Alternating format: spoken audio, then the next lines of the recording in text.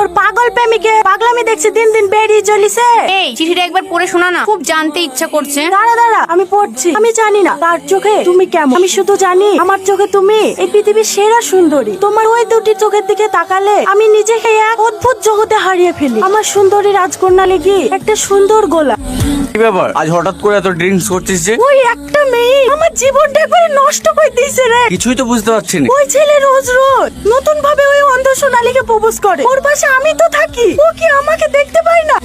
দিদি এটা তোমার লেগে। কই চিঠিটা আমাকে দে, দেখি আবার আজ কি লিখিছে। এই ও কাল তোর সাথে দেখা করতে চাইছে, এবার কি দেখা করবি? কি করবো আবার, যে মানুষটা দূর থেকে এত ভালোবাসা দিয়ে গেছে, কাল সেই মানুষটাকে সামনে পাবো। তাই নাকি? কিন্তু সোনালী সামনে এসে যখন দেখবে তুই অন্ধ, তখন কি তোকে এইভাবে ভালোবাসতে পারবে? এইসব তুই কি বলছিস জ্যোৎস্না? ভুল তো কিছু বলিনি। কেউ কে আদেও অন্ধ মেয়ের সাথে সারা জীবন কাটাতে চায়? তুই থাক তোর ওই পাগল প্রেমিক খেলি, আমার আর ভাল লাগছে না।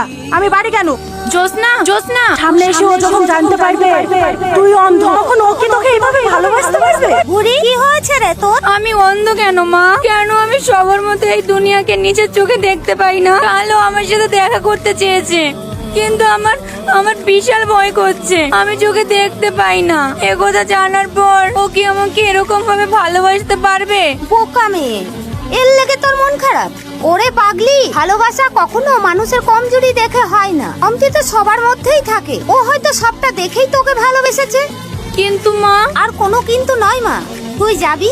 যে ছেলে তোকে আড়াল থেকে এত ভালোবেসেছে, আমার পুরো বিশ্বাস সেই ছেলে তোর মধ্যে নিশ্চয়ই পৃথিবী খুঁজে পেয়েছে। আল্লাহ আমার মেয়েটার মন ভেঙে দিও না।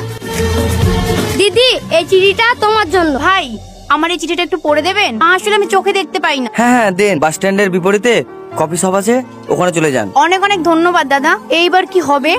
ওপারে আমি কিভাবে যাব? না না, আমাকে ভয় পেলে চলবে না, একবার চেষ্টা করেই দেখি। এ কি, ও এইভাবে রাস্তার এপারে আসছে কেন? আমি তো ওকে এপারে আসতে বলিনি। কি ব্যাপার, তোসনা ওখানে ড্রাইভারকে কেন ইশারা করছে? এই ড্রাইভার তো সোনালীর দিকে এগিয়ে আসছে।